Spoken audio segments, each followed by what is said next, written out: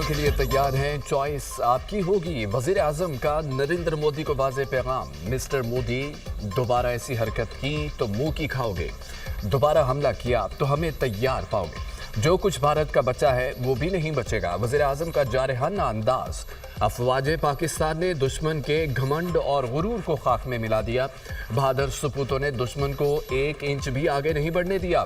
وزیر اعظم کی افواج پاکستان کو دشمن کے خلاف عظیم کامیابی پر مبارکباد۔ پوری جنگ کی پلاننگ آرمی چیف نے کی، کامیابی رہتی دنیا تک تاریخ کے سنہری باب کا حصہ بن گئی ہے۔ شہباز شریف کا پسرور کینٹ میں جوانوں اور افسروں سے خطاب، کہتے ہیں ہمارے شاہینوں نے دشمن کو جو ضرب لگائی یہ معمولی کارنامہ نہیں۔ مسٹر مودی 1971 میں مفتی بانی کو کس نے ترتیب دے کر بھیجا تھا؟ مسٹر مودی سمجھوتا ایکسپریس پر دہشت گردوں کو کس نے بھیجا تھا؟ جعفر ایکسپریس کے تانے بانے بھارت سے ملتے ہیں۔ کلبھوشن یادو کون ہے، اس کی سرگرمیاں سب جانتے ہیں۔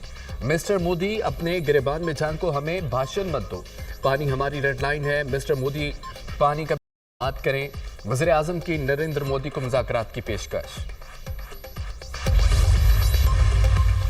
آپریشن بنیاد مرصوص کے فرنٹ لائنز کا دورہ، وزیر اعظم شہباز شریف کی پسرور چھاونی سیالکوٹ آمد۔ مارکہ حق کے دوران آپریشن بنیاد مرصوص میں شریک افسران اور جوانوں سے ملاقات۔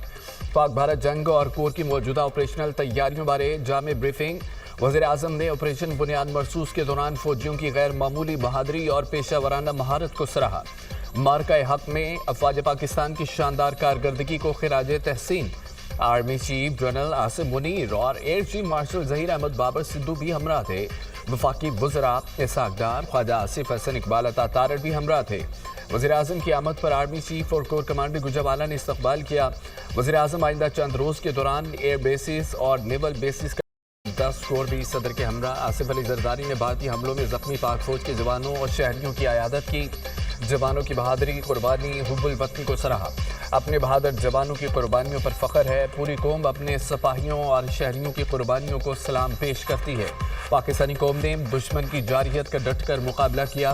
بھارت کا رویہ جارحانہ، شدت پسندانہ اور علاقائی امن کے لیے خطرہ ہے۔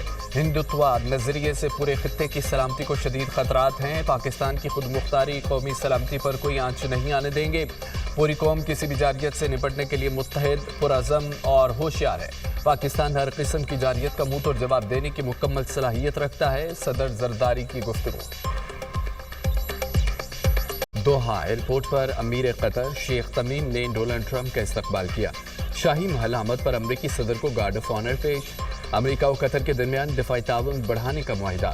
صدر ٹرمپ اور امیر قطر شیخ تمیم نے معاہدوں پر دستخط کیے۔ قطر ایئر ویز کے امریکی بوئنگ طیاروں کی خریداری کے معاہدے پر دستخط۔ امریکہ کے پاس بہترین دفاعی ہتھیار ہیں۔ معاہدہ خوشائند ہے۔ بوئنگ طیاروں کا معاہدہ $200 ارب سے زیادہ کا ہے۔ ایران کے ساتھ ڈیل کے لیے قطر امریکہ کے ساتھ مل کر کام کر رہا ہے۔ ایران کو پھلتا پھولتا دیکھنا چاہتے ہیں۔ قطر کے لیے کچھ ایسی چیزیں کریں گے جن سے وہ خوش ہوں گے۔ خلیجی ممالک کا دورہ اسرائیل کے لیے اچھا ثابت ہوگا، امریکی صدر ڈونلڈ ٹرمپ۔ اسی طرح کی بدماشی اور دھمکی کے آگے نہیں جھکے گا۔ امریکہ خطے میں میزائل اور بم تقسیم کر رہا ہے۔ امریکہ گولہ بارود بانٹنے کے بعد امن کا دعویدار ہے۔ سب جانتے ہیں کہ کون ممالک کو ایک دوسرے سے لڑاتا ہے اور جنگ چاہتا ہے۔ ایرانی صدر مسعود پزشکیان کے اجلاس کے دوران گفتگو، کہا کہ ایران ایک خوددار قوم ہے، اپنی خود مختاری پر آنچ نہیں آنے دے گی۔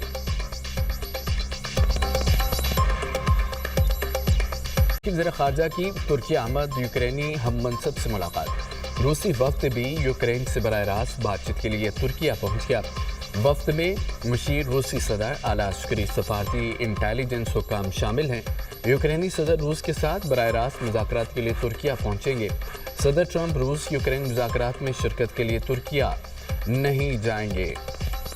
امریکی عہدیدار کی میڈیا سے گفتگو، روس اور یوکرین کے درمیان 2 روزہ مذاکرات استنبول میں آج سے شروع ہوں گے۔ پروگرام کی دوسری قسط موصول، پاکستان کو $1 ارب 2 کروڑ 30 لاکھ منتقل۔ IMF سے ملنے والی رقم کو 16 مئی کو اسٹیٹ بینک ذخائر میں شامل کیا جائے گا۔